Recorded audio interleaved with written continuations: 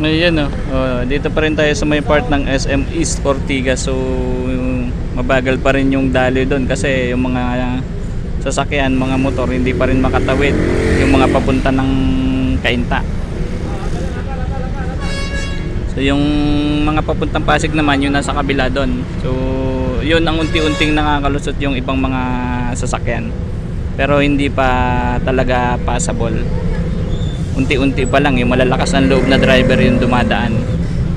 So eto, ang traffic niyan hanggang dun sa una na ng junction.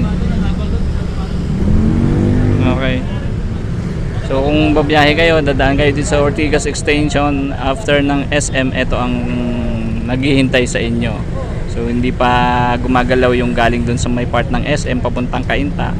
Kanina pa yun kasi binabalik yung sa Center Island na mga concrete barrier. Ayun yung mga ganyan.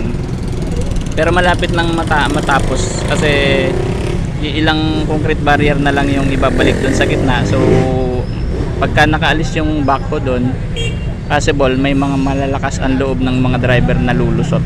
So yan lang muna sa ngayon. Nasa 10 AM tayo ngayon mga kabidjos. Okay.